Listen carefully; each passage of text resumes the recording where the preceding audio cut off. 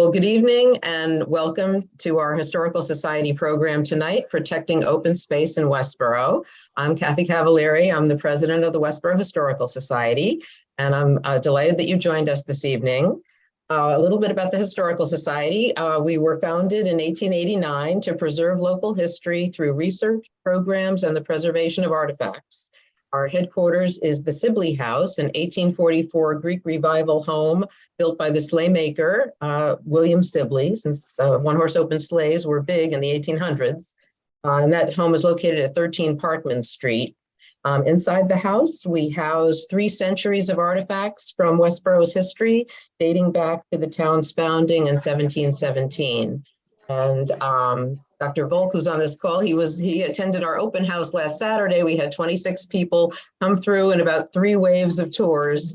And we do hope to open the house again, hopefully at least quarterly, because we're coming back from COVID and being closed. But we did some publicity, tied it with the Unplugged Week in Westboro, and got quite a few people coming through. A lot of new residents, I'd add too, people from Chauncey Lake and people who are new to town.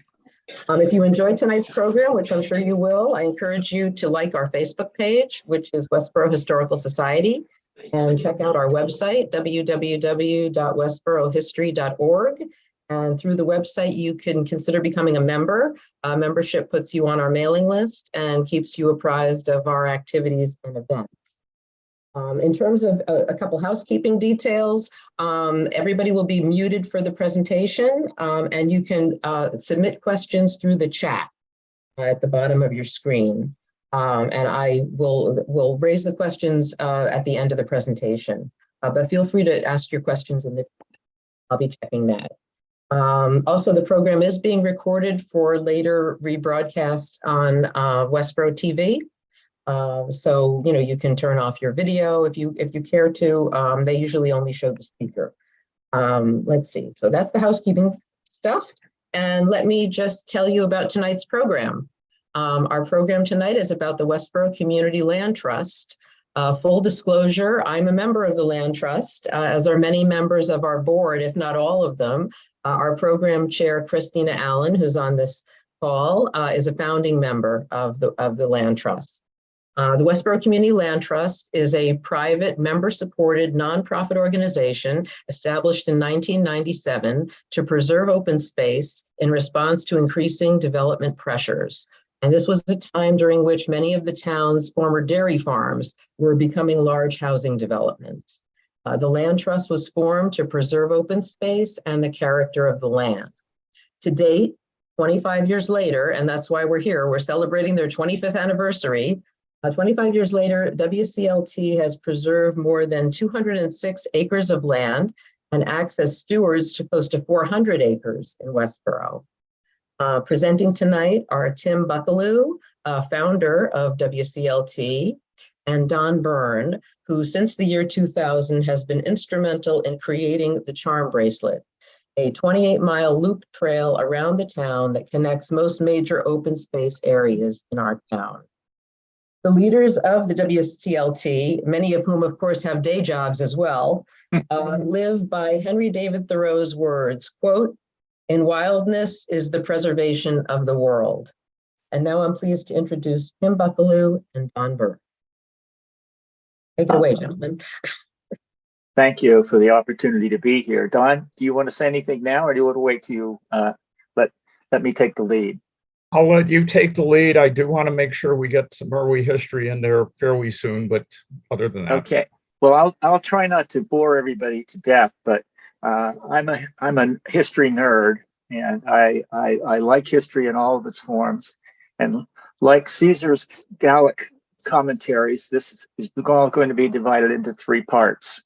And there's 3 parts to this, which is basically that originally the history of land protection, open space protection in the United States, and particularly in Massachusetts, was a private endeavor led by people who had money and owned land and wanted to protect it. And the trustees of reservations in the Commonwealth is probably the best representative of that. That later you got the Sudbury Valley trustees, and again, their major source of the open space that they were protecting initially was from private donors. The way land was protected for many, many years was through the operation of a deed of trust, which stated in the deed how the land could be used and put restrictions on the use of land. Well, that was a good system as long as everybody was willing to play by the rules. If you had heirs to that property that was being given away and putting it in trust, there was always shall we say, friction between protecting the land as a private resource and protecting it as a public resource. That basically was the history of how open space was protected until Massachusetts in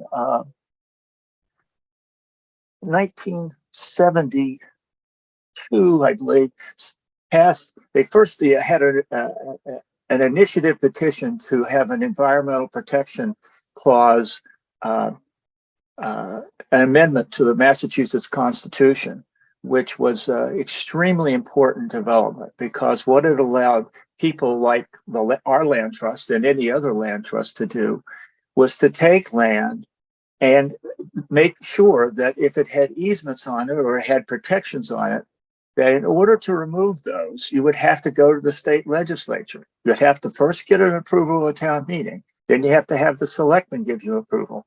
Then you have to have 3 voice roll call votes in the legislature to take a piece of land that's been dedicated for public use, out of open space and environmental protection, and dedicate it to some other use. There's no other state I know of that has that.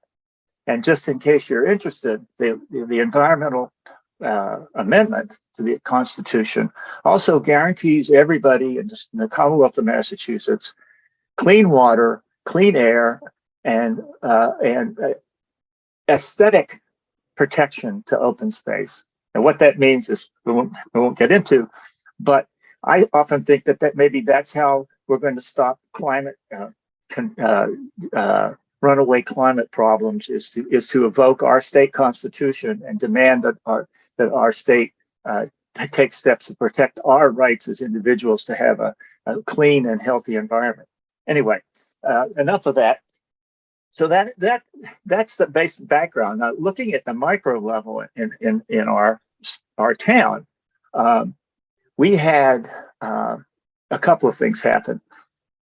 Historically, we had the protection of the watershed around Sandra Pond. Now, Sandra Pond was the first public water resource that was made available. That wasn't wells. That was made a water source available to do things like fight fires, and so they could have fire hydrants and also have water in the downtown district, which was pretty focused at that time. I will tell you just a quick anecdote that my father-in-law remembers quite well when they introduced public water supply, and the story was that you couldn't get a drink of water out of your faucet on Wednesdays because every woman in town was washing clothes, and so all the water pressure would be basically disappear. So, but they had the right idea. They knew that water was very important for industrial growth and for health and safety of the people in Westboro. It wasn't too long. I guess I'm looking here at Don's history that he just provided me. 1969, actually, the town purchased and put into operations the Bowman Street Conservation Area, which again is basically protecting the watershed for Sandra Pond. That was, I think, one of the first big public parks around here. Of course, we also had on the other side of town the same kinds of protection, which were sort of implemented by benign neglect around the state hospital and around Chauncey. Chauncey had state properties surrounding it basically at that time, and a swamp on the other side, and so they had little worry about having residential or industrial development in the environs of Chauncey Pond. So then let's rapidly move forward. By the way, just in case you're interested, in 1955, the town of Westboro, according to the census, had 8,130 people. Yeah. In 1980, 13,000.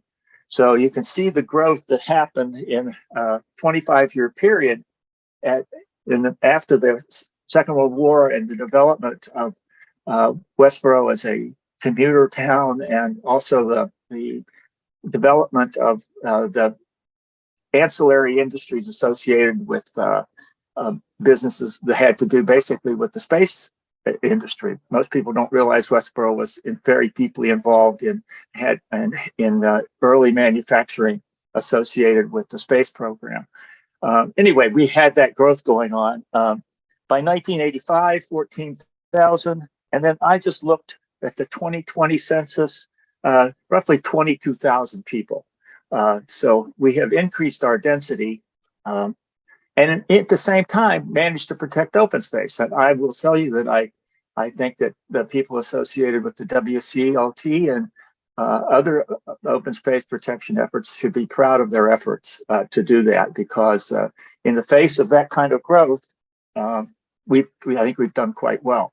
Now, Don may want to talk later about this some more, but the town, anyway, by mid-1980s, I think as a result of an edict from the state, had to actually develop an open space and recreation plan. I think that was in order to get state-supported grants, which were around at that time. You had to have this plan. That plan was the first attempt to really identify open spaces that should be protected, that weren't protected by the state, and weren't protected by state conservation laws. The ACEC, which is mostly Cedar Swamp, had been created in 1974, sort of after the cat got out of the bag, and a lot of development had gone on down in Don's neighborhood. The ACEC was created, and so we had a built-in protection on our southern flank from too much open space development. Too much residential or commercial development, except around Flanders Road, which, as everybody knows, is an industrial area.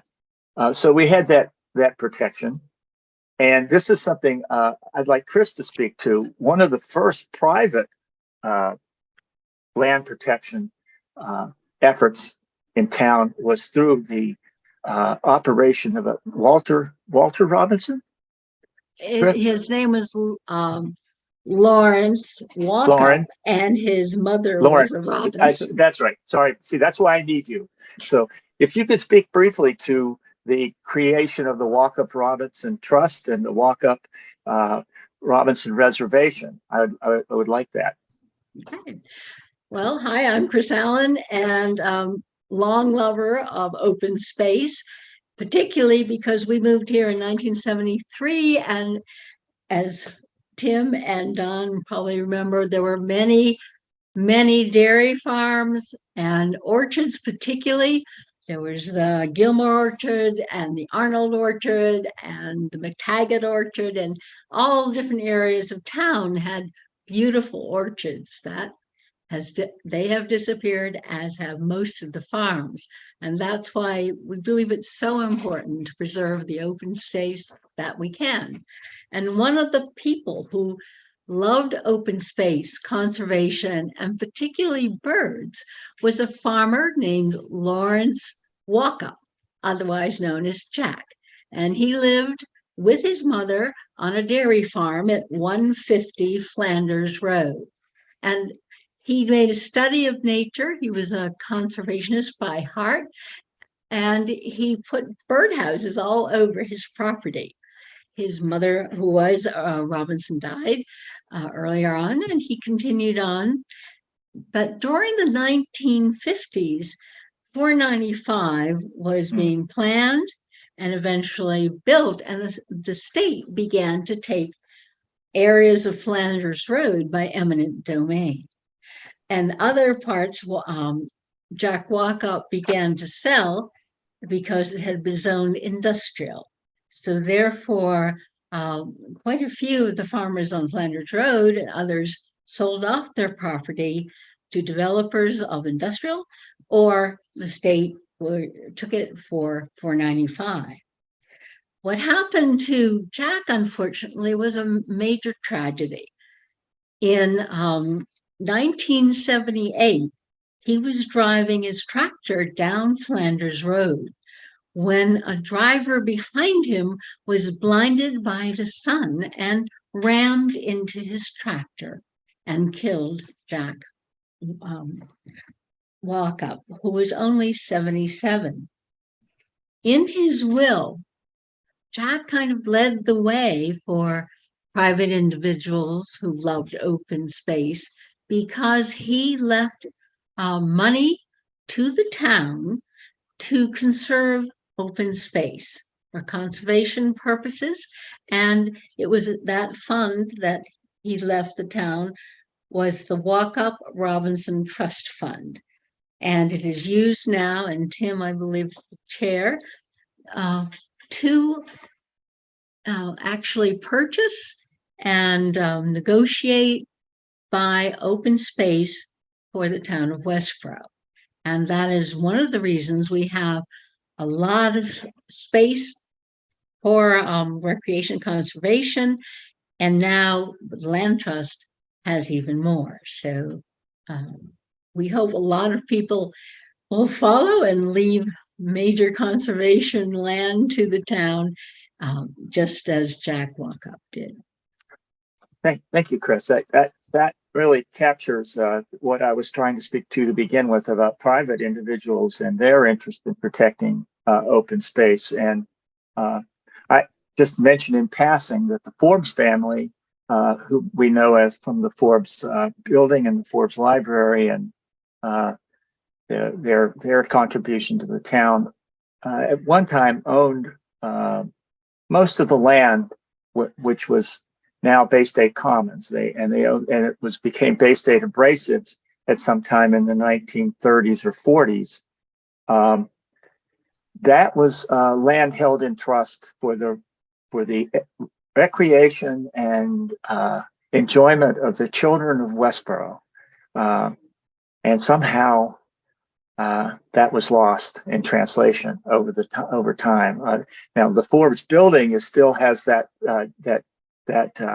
deed of trust that controls how the Forbes building is used, but not the land. The land, which one time was used as the football field for Westboro High School, and the Forbes building basement was used as a locker room for the football players. That's all, of course, gone by and by. I think they played baseball down there too, but the football is what most people remembered it for.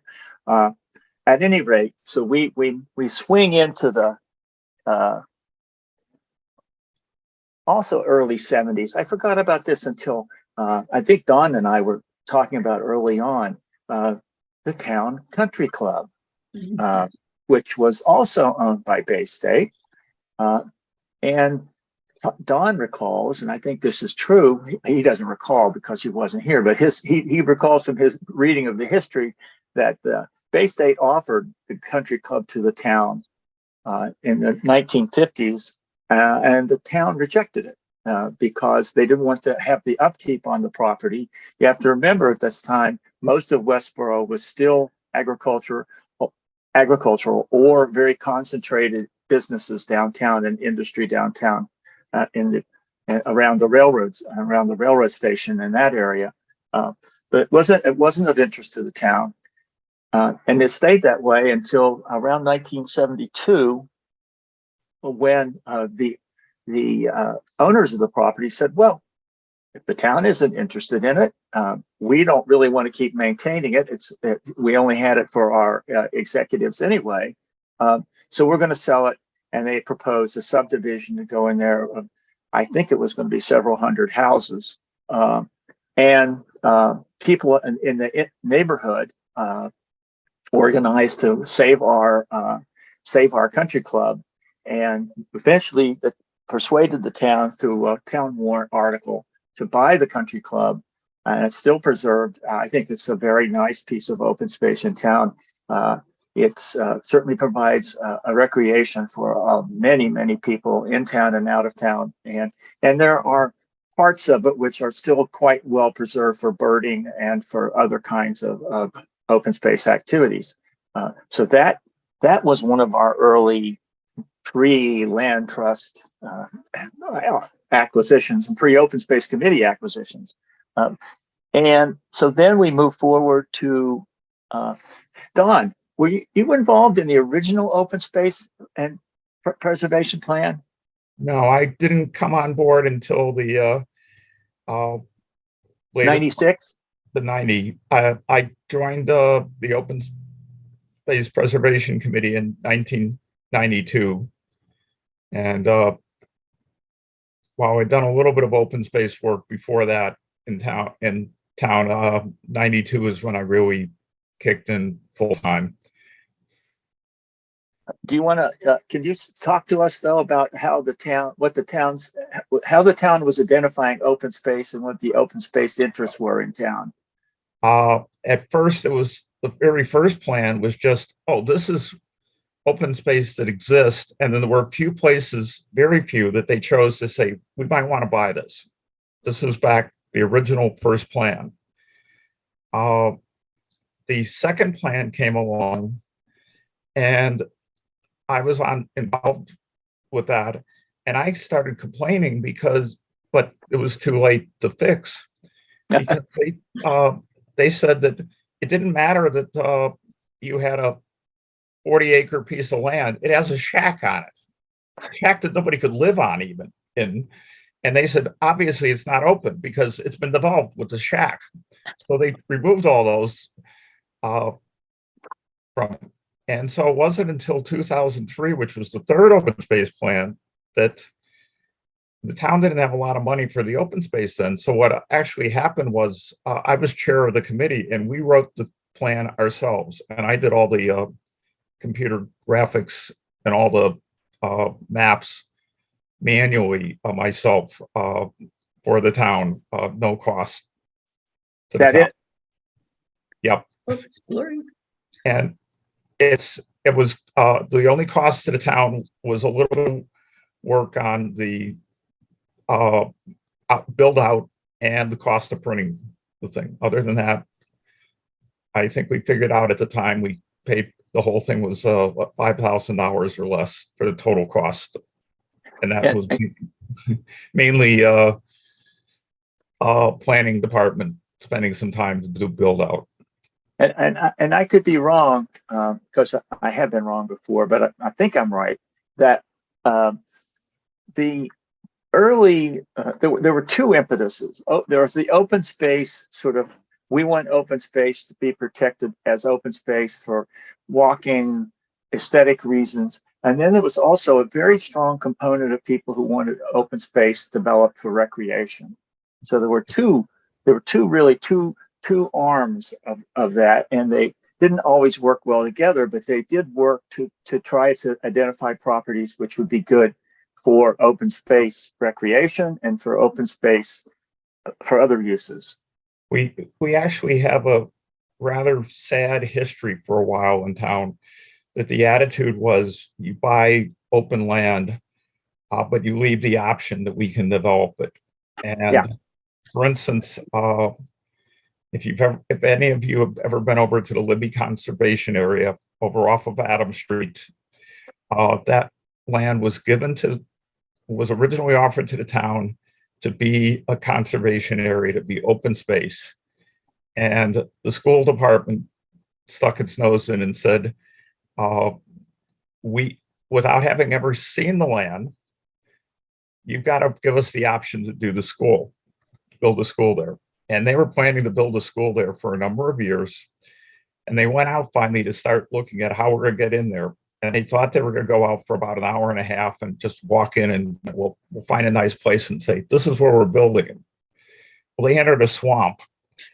And they had left right after lunch. And at 5 o'clock, the secretary for the school department called down to the police department and said, I've lost the whole school committee and the the staff, and they finally came out as they're about 6:30 at night, according to the police, with some help from the police.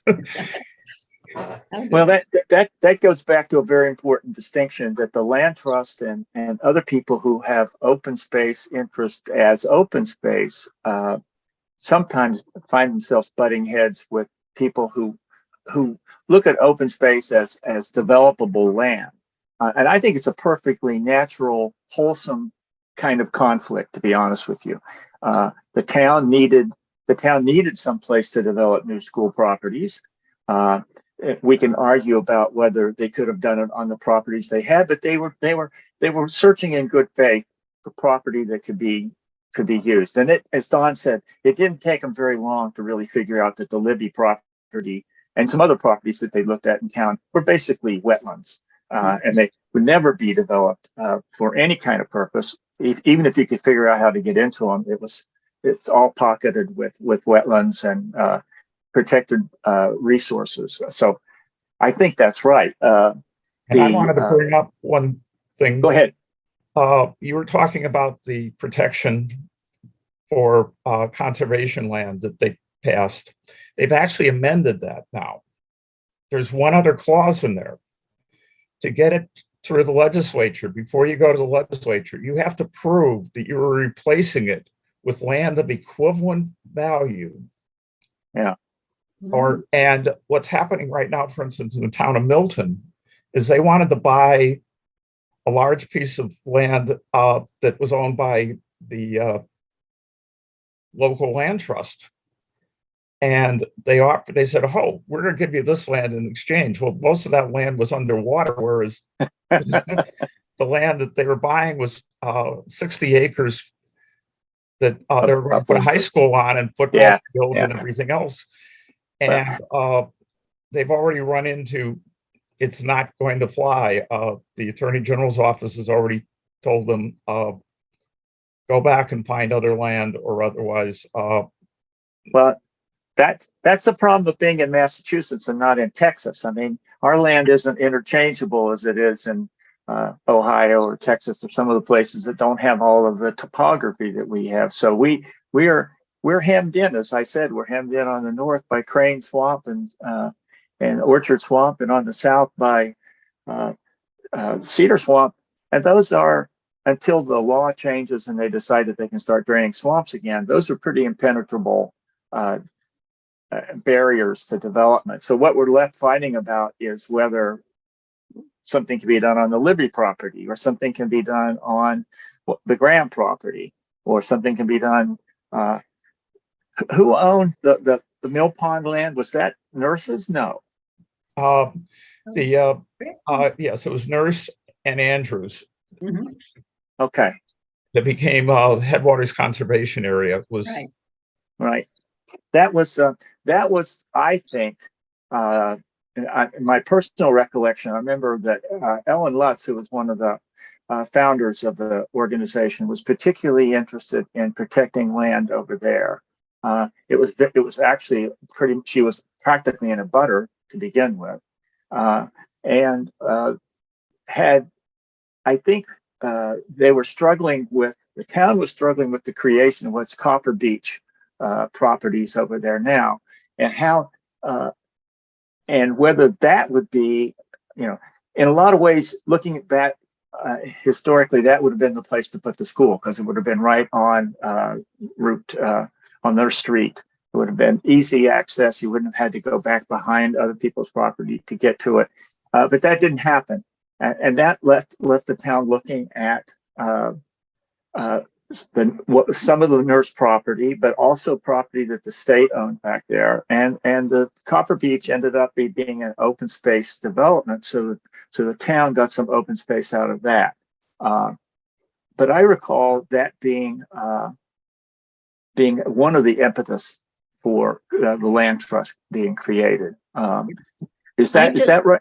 Go ahead, Chris. Well, I just was going to make a note about the fact that we have so many swamps and they are protected open space. is critical to our history as well, Oh, yeah. because according to long ago history, the Native Americans, particularly the Nipmunks, followed the three rivers to their headwaters, the Assabet, the Concord, and the Sudbury, and known as Suasco, and they ended up here in Westboro. And that is one of the reasons that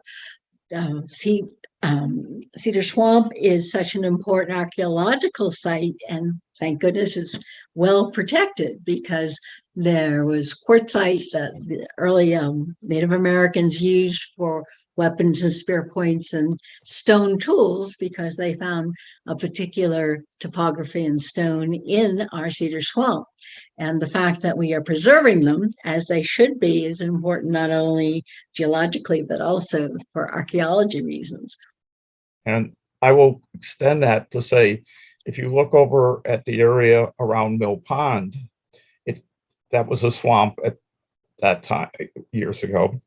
And when they built the Mill Pond School, they discovered that there were human habitation that was almost as old as Cedar Swamp there. And they figured what happened was people were paddling up the Assabet River to what is now Nurse Farm. And it's a 3-mile walk to get into a tributary of the Blackstone. And I've actually paddled that tributary down to the Blackstone. Even today, you can do that. And 3 miles carrying the canoe for an Indian or a native at back then is not a bad thing. And they basically meant you could get from the White Mountains down the Narragansett Bay with waterways. Yeah. That was they dig test pits over there, and I don't know, Kathy, did the Historical Society end up with any of the materials that they collected from the archaeological test pits that they did around the Mill Pond School? I don't know. I know the Historic Commission has the possession of the arrowheads and all of the archaeological evidence. Some of that is in the library and some is in the Historic Commission office, but the commission was involved in the archaeological findings. And unfortunately, and that's history with a big H. I mean, this was an area where hunting bands from all over New England came at certain times of the year because of the shad runs up the Assabet, and there were fishing weirs all over the Concord River where indigenous population would trap and catch fish and then smoke them, and it was a big part of the pre-industrial civilization. We had a Nipmuc speaker last November, and she described Lake Kakamaka and Lake Chauncey and Cedar Swamp being seasonal camps of the Nipmucs. But they actually did find evidence from prehistory of what was a fairly large encampment fortification at where Mill Pond School is, because there was dry land that you could protect and block the river if somebody you didn't like was coming up. And they concluded that unfortunately the development in the area that had happened, some of which before, we probably lost a lot of history that we didn't know. Well, that's yet another reason why open space should be protected, and the protection of Cedar Swamp. I think there's a lot of archaeology out there that hasn't been developed, and I don't know if it ever will be developed. It's all been contaminated in some way or another by human activity, but it still was a very important place for indigenous people in the Northeast. So I don't know. But open space is tied up with our history in lots of different ways. If you were in Rhode Island, protecting open space might be protecting a fort along the Bristol Bay or someplace along there that needs protection. And we don't have that, but we have our own historical resources that need to be protected. And Chris, does our charter for the WCOT mention historical resources in addition to? To tell you the truth, I think it should. I can't quite remember if it does. It doesn't, unfortunately. One of the things I am doing now is working with the state on possible future trail plans. And one of the big things that they're identifying is we need to do a better job of protecting historical and Prehistoric. archaeological / indigenous. I quite agree. In another life, I was an anthropologist, and I have a great deal of affinity for people who do that work. So I want to go back to Mill Ponds and go back to Mill Pond. Let's go back to Mill Pond. If the Headwaters Conservation Area, or the Andrews Nurse property when we bought it, I think the thing that was the real turn, the thing that caused it to be accepted and purchased, was that fortunately the developer was actually willing to share. It was a proposed development, and they shared the plans with us, so we knew how many houses were going to be there. I have them right here. Alan Google, who was another one of the founders of WCLT, took that and actually calculated, based on 1.8 kids, which is what was required then. The state wouldn't let you use more than 1.8 kids for a new house, even though there were more. She figured out that if we bought the land for the price that they were asking, it would be 9 years, we'd pay it off, and after that, it would all we would be saving money every year after that, because of the fact that there wasn't development in there, and all these kids adding to the schools and the demands. And we bought that, and actually, I think we closed the deal a little bit later, but it was in the late 1990s. It was 97 when it went to town meeting. Yes. And so basically, somewhere around 2006, 2007, it's been gravy ever since then. And that was really the first time that somebody said, open space actually saves you money, town. And it started getting through to people that there was a reason to be having open space. I think that's a really good point, Don. I think that was a turning point, and it's an argument that's been made several times since then. That particularly where you have parcels that have open uplands, that it makes more sense if you can negotiate with the landowner. Makes more sense for the town or some other public entity or private land trust to acquire the land. If I won the lottery, I'm sure I could identify several pieces of property I would acquire for the land trust. But that's part of the story too, is that in the last 10 years or 15 years, maybe 20 years, the price of land has gotten so high and so expensive that it has made open space acquisitions even more critical and more difficult. That's true everywhere in Massachusetts. It's particularly true, I think, basically, I will call us part of the 495 belt. I mean, we're outside 495, but it's really part of the metropolitan statistical area that's controlled and influenced by the 495 as much as anything else. Go ahead. I was just curious about the charm bracelet, which was developed during this time, and I know Don was major in that. And people who love open space certainly know the charm bracelet that has been developed by WCLT. Go ahead, Don. Jump in. Well, one of the problems is I moved into town in 1978, and I'm the type of person that if I see a piece of woods and there's a little tiny trail heading into the woods, even if it was a deer trail, and there isn't a no trespassing sign on the trees, I go take a walk. And I knew about all this property that most people didn't have a clue about, and had done things like hike most of the way around Mill Pond.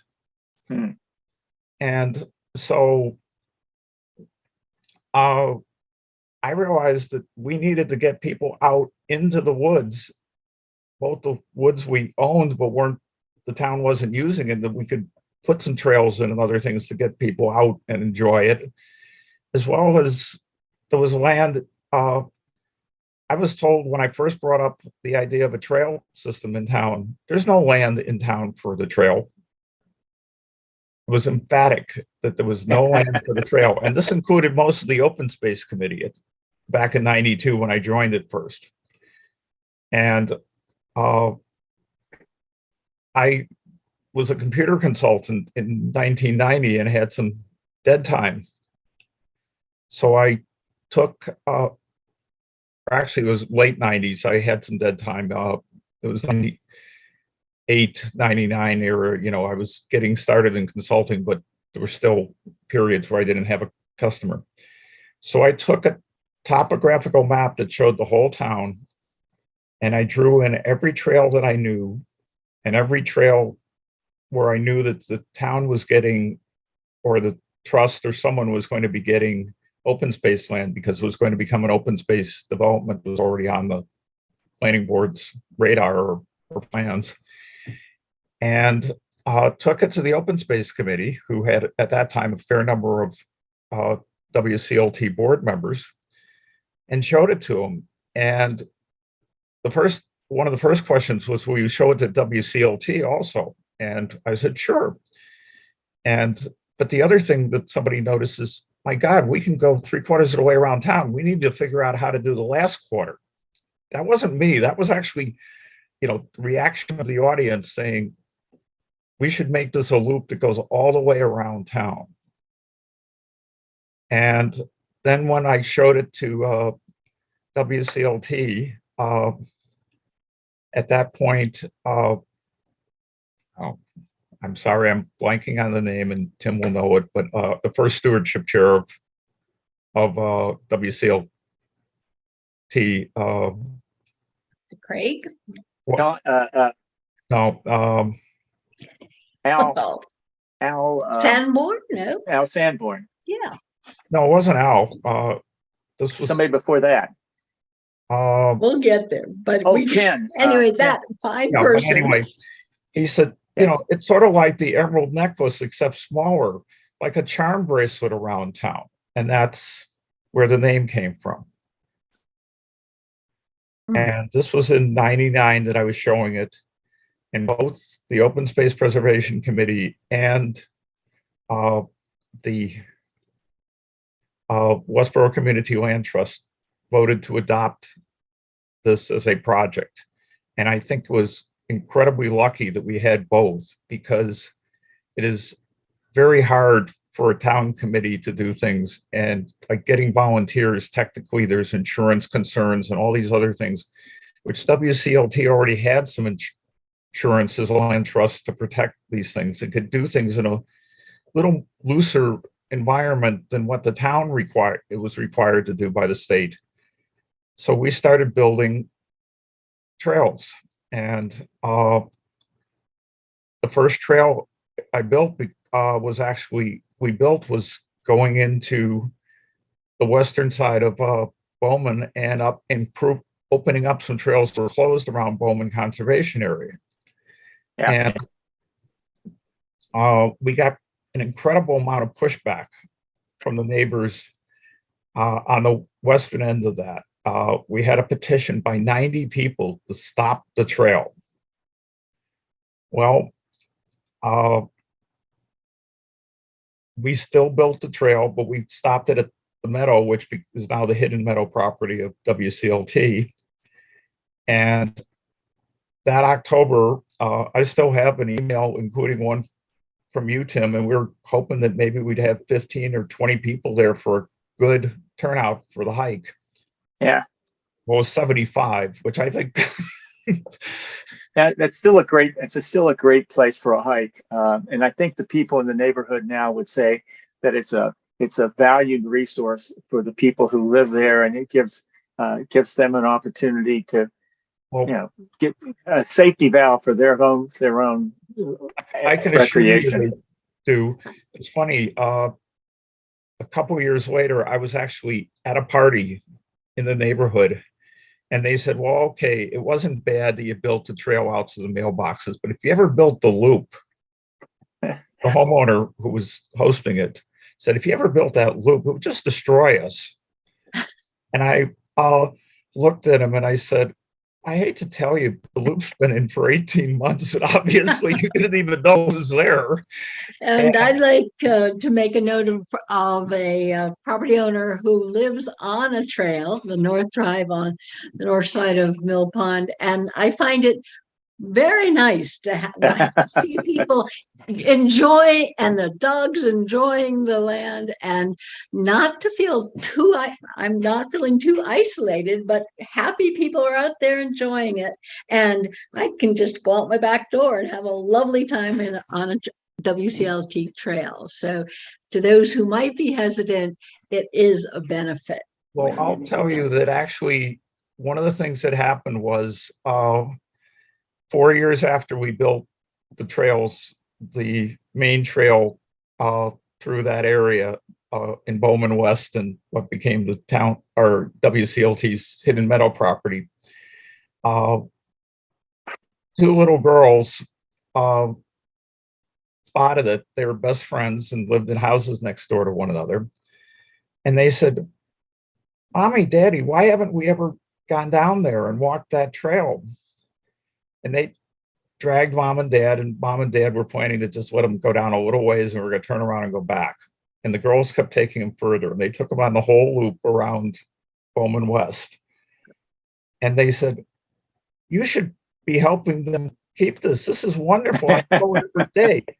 I was by then stewardship chair, and they actually signed up. And these 4 people signatures are 4 of the 90 that I still have a copy of the petition somewhere. And they were 4 of the people who said, "This is going to destroy our neighborhood." And they're out there maintaining the trail for the next 5 years. Well, people are afraid of that which they do not know. And if that's, as you pointed out, Don, one of the whole impetus for the charm bracelet, aside from good, healthy recreation and enjoying the nature, was also to get people focused on open space and protecting open space. And I think if you date the town's open space, the willingness to acquire open space from around that time, all you have to do is look at the charts, and the charts will tell you that most of the open space that the town has acquired has been since 2000. We've had bits and pieces here, but then we've had, as everybody knows, major acquisitions over the past 3 or 4 years of the Zwicker property and the Daypre property, which are incredibly important acquisitions, really, really valuable in the future. And right now, we're still, I think the Land Trust is still working on some of the ideas for making those properties more accessible. Again, keeping up with the idea that acquiring open space to protect open space for watershed protection or for scenic vista protection, all those things are important. But if you can't get people feet on the ground, they never really learn to experience open space as they should. Now, that is, I think, one of the most interesting things that's happened in open space in the past 5 years is the development of the All Persons Trail at Gilmore Pond, which is the first, I think, handicap accessible trail all the way around as a loop around a really important and beautiful natural resource. I think that's going to be the wave of the future. I know that I'm on the Conservation Commission in town now, and we are very interested in making the Bowman Street property that is under the control of the Conservation Commission much more accessible to everybody, all persons. And that is, that's really the cutting edge, I think, of developing open space in Westboro. I think that's what the future is going to be there, is acquiring land, certainly continuing that process, keeping the public involved in that, but it has to be accessible. It has to be useful for the most number of people you can possibly use it, make it available, make it useful. And then I think that with the Thoreau, you started out with the Henry David Thoreau quote. I think that was one of his, he was, I guess, something of a curmudgeon and wasn't particularly a sociable guy, but he he had the notion that, you know, being in nature was important for people's spiritual development and their health, mental health. And I think that is something which is going to be more and more important as we go into the future. So Dawn has developed, we have a lot more factual information, but I don't know how much we want to burden people. But I think that Gilmore Pond development is incredibly important. It measures a lot of things. I'd like to point out that when my son was in high school, he did his high school senior project on the limnology of the Gilmore Pond and did a study of dissolved oxygen and lots of other things that I didn't understand, but he came out of high school anyway. And that was before we had any trail around it. He had to sort of bushwhack into the pond to figure out what was going on. And if you want to know history, the Gilmores were a big orchard owning family going back into I believe into the Adams family owned it originally, after whom Adams Street is named. And then the Gilmores bought the top of the hill for apple orchards, developed the pond, dammed it up for irrigating their apple orchard. And the pond is still there. The dam is a little shaky, but it still holds water. The dam has been rebuilt enough to be not shaky. Well, The pond was actually done in a 1930s project that also provided firefighting capability. that's right. That's right. And what most people don't realize, but when we negotiated the easement out to Adams Street for the charm bracelet from Gilmore Pond, the landowner took me over and showed me there is still a hydrant that the pipes go to almost to Gilmore Pond. They used to go out to Gilmore Pond, and there was a concrete box we had filled in that had the valves, so you could go out there and turn the valve and activate the hydrant to fight the fires. Yeah, you weren't pumping water up there in the 1930s. They were not pumping. If your house got on fire on Adams Street, you could kiss it goodbye until they built those extra resources for the fire department. I don't think you could get fire insurance out there. Right. But one nostalgic note for Gilmore Pond is that it is the place where the Westboro High School hockey team began with Dick Gilmore, and he was their first coach, and they practiced there, and that was the birth of Westboro hockey. And Gilmore Pond. What I understood was that like the initial effort was poo-pooed until they came in second in the district. At which point somebody said, "Wait a minute." And well, we have some questions here from Dr. Volk. Okay, I'm finished. I finished. I think I've got us up to date. One Yes. thing I wanted to mention is just, I know Don also is working on, there's kind of a long-term plan to build a bike trail on the old rail trail or trolley track in town. And, that I guess that involves eminent domain and other, forms of land acquisition or whatever. But, do you want to just give any kind of update on where that stands? yes, we're hoping that in the next year to 2 years, that the route down Otis Street will be built, and you'll be able to ride your bike from the Arrive Apartments and hopefully Walmart. We're still hashing that piece out, down to the train station, and be able to, recreate at Hockomock Pond. And we're working with Amazon to actually have more walking trails, so you'll be able to walk around completely around Hockomock Pond, which is good objective. Something that the EPA asked me to look into back in 2001. And I could, at the time, AstraZeneca had such security because of the drugs they were working on. We couldn't come up with a solution that met everybody's needs. But it's nice to see after another 22 years that is coming about. Mm-hmm. Oh, good, good. I And mean, Dr. Volk is from Northborough, so he has a few questions. And Doctor, feel free to, chime in here if I'm not quite sure I understand all these. He says the Open Land Trust, I assume is its own entity, and Historical Society could, I guess he wants to know if we could work together to, if the Land Trust could provide land for moving. Are you talking about our historical building? Like yeah, we simply need handicap accessibility for our building at some point, but maybe he's thinking of to another location, but obviously you're looking for land to kind of preserve and for, for nature, pretty much natural, actually, we just, have one piece of land that we do have 5 developable acres on.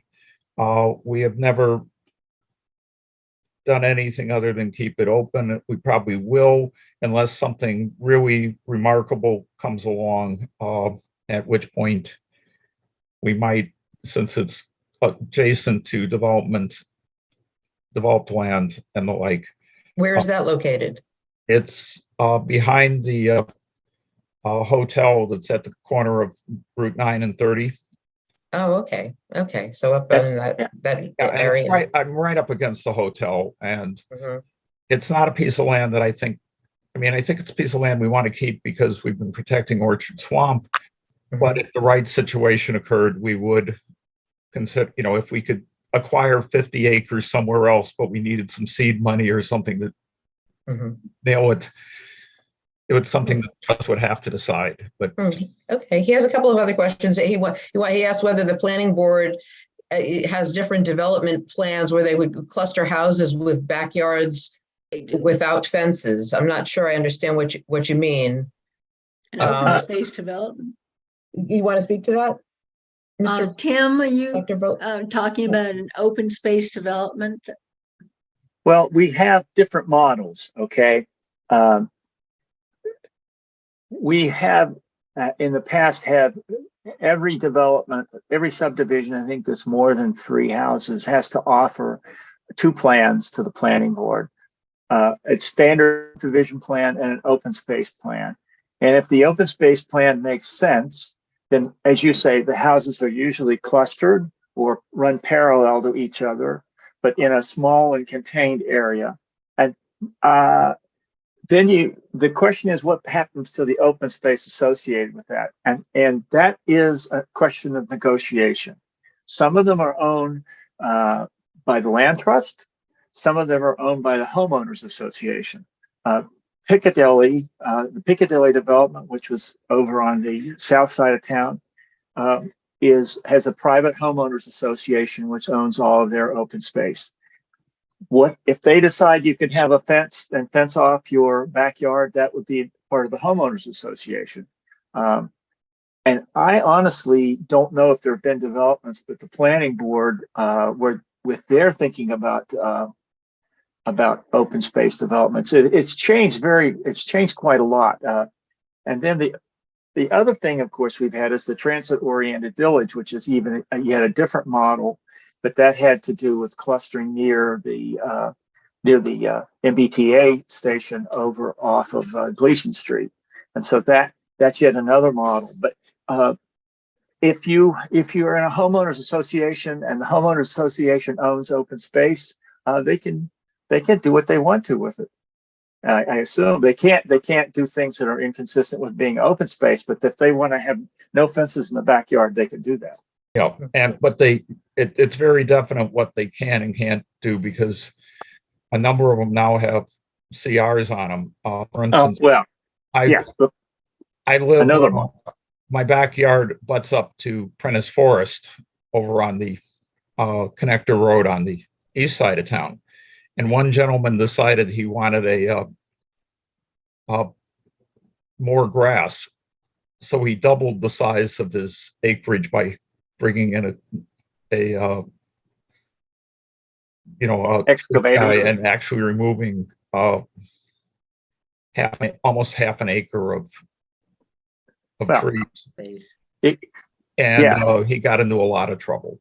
Yeah, but that's again that would also depend again on the deed on what the deed says too. So it's a combination of factors, but Actually, homeowners association and what the deed says and what the deed says about where open space is and how it can be used is very, very important for those kinds of developments. actually, Let- that development, Prentice Forest, Kathy had said, that there's concerns about takings. Ironically, the last vote about takings for the Boston Worcester Airline Trail, which is the bike trail that we're building, I couldn't get the data from town in time, but it turns out that the deed for the homeowner's open space includes something else that they didn't realize.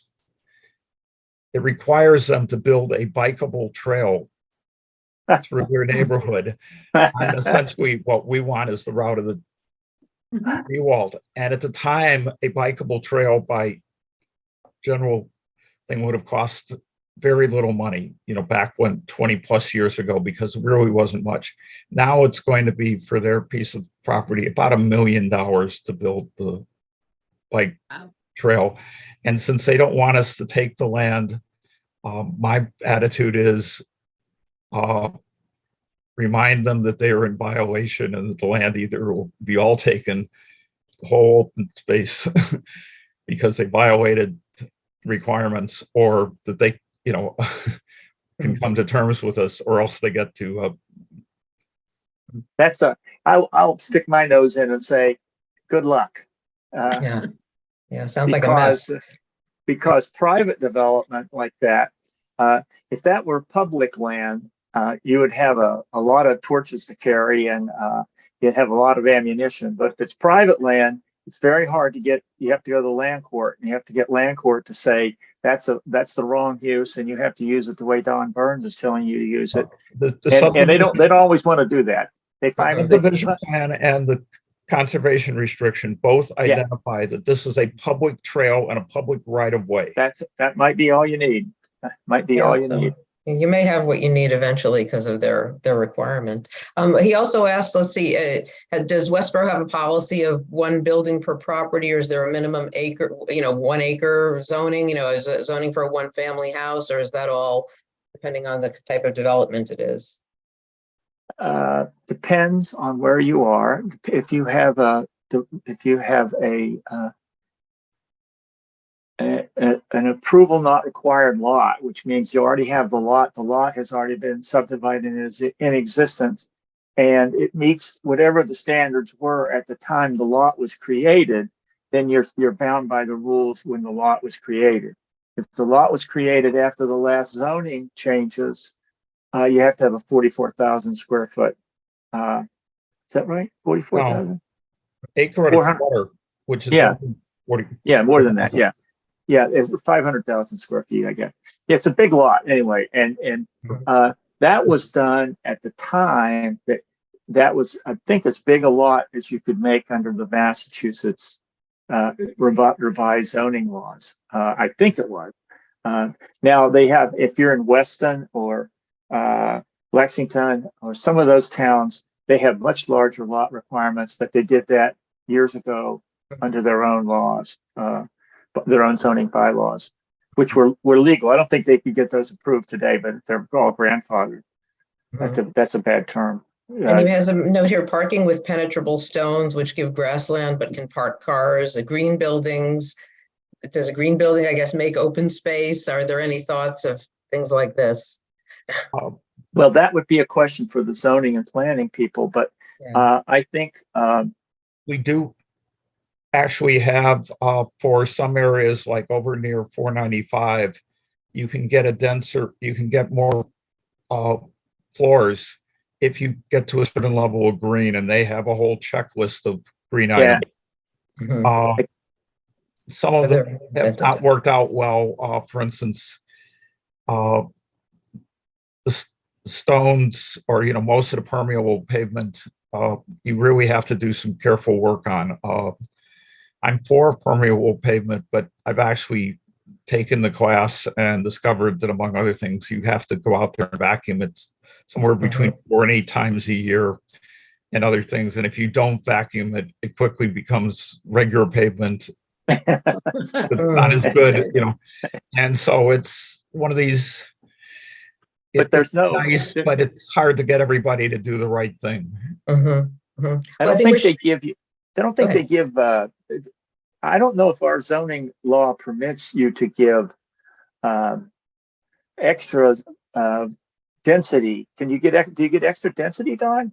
Or is Yeah, it you just, can get extra floors. oh, so it's going up? buildings. You can go up, you Yeah. can't put more houses on a lot. No, this is actually for commercial. Oh, okay, that makes This is- sense. Yeah, this is over for commercial. And the zoning over there in the areas around 495 do allow you to go get another floor or two, depending on how much you make. And what the situation is, they sort of work with you on that, but Mhm. Can Well, I, it's after- Go can I ahead. just sorry. recognize somebody? Mhm. Sue Lippett's been sitting here, and she was one of the original board members, one of the incorporators of the land trust. And I just wanted to acknowledge Sue and say hi. And Hi. I had, when I moved here in 95, I had come here from Colorado where their trails, and I lived in a city of 90,000 people, but their trails came first. If it snowed, they cleared the trails before they cleared the roads because so many people rode their bikes to work. They had to get bike trails cleared off.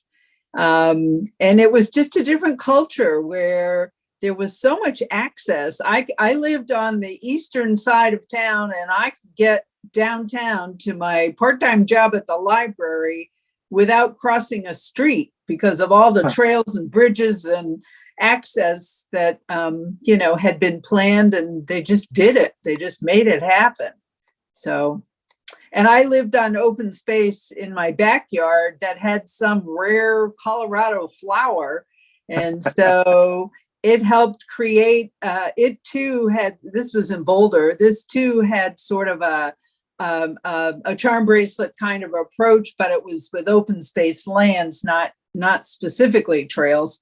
And they would bring in wild horses once a year to sort of tromp around in the field and chomp on the grass and get it ready for a new season. It was a really different environment. So when I came here and they said, they're forming a land trust, what do you think? I said, absolutely, this is what we should be doing. And then I heard all these people say, we can't do that. There's nothing to work with. And I kept saying, persistence has a way. And I thought, that the pandemic was a curse and a blessing at the same time, because all of a sudden there's been so much traffic on the trail behind my house. I've never seen so many people.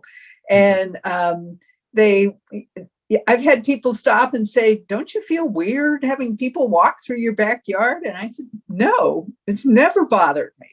And, she and Chris live next door to each other on the same yeah, trail. yeah, Share the next trail. door to each other. And so it's opened up the trails a lot more. In fact, during the pandemic, I used to do a little photo report of different trails, and I walked every trail in town during the pandemic and did a Facebook post so people could see. Yeah, That's wonderful. you can get on this trail and walk around. It's really beautiful. And there were so many really pretty things to see. And I actually got on some trails that I had never been on. So Yeah. it was We good did for me Pandemic did a too. lot. We did that as well during the pandemic. My husband and I, we discovered a lot of trails we hadn't been on in years, and there were tons of people out walking the trails. It was a safe thing to do. Yeah.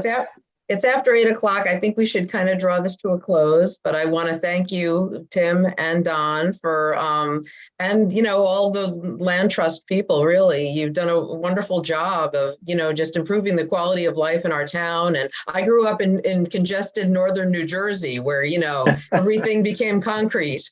So, I really appreciate Massachusetts in general has a love of open space. Even I approached this area from the air in March, and I was surprised, coming into Logan, I was just surprised at all the open space, even near Boston, outside of Boston. Massachusetts has definitely made it a priority, and our town has, thanks to you guys and, Chris and Sue everybody who got this thing off the ground. But, Kathy, I did want to make one last comment. People ask me, well, why hasn't the trust bought more open space or other things? And people don't realize just how long and hard it is to do some of this. I actually had my first sit down with Dorothy Zwicker, and whose land became the Zwicker Conservation Area in 2001. And it turned out that the land trust actually was the ones behind the Zwicker Conservation Area. We actually were talking to them, and we got the price and what they want. If they wanted to cut out a piece of land, we worked with them to figure out a good cutout and came up with a price and took it to the town and said, we can't afford this, but this is a really good deal. And the town said, absolutely, and bought it. But to show you a case where we did get the land, Indian Pond over there by West Meadow or Plaza, Craig Rickoff started 12 years of working. It was 12 years of negotiation to get that piece of open space that had already, the homeowners association had already fallen apart. But it took 12 years to get everybody to agree, put together a homeowners association temporarily so they could transfer it to WCLT so we could open it up to the public. And when you think about how long some of these things go on, we have negotiations that are going on right now that have been on longer than that, and we hope someday will bear fruit for some really nice land in town. But we've been talking to the people in some cases since basically the land trust has been started. And there are people on the Land Preservation Committee of WCLT who've been on the committee since the land trust has been started.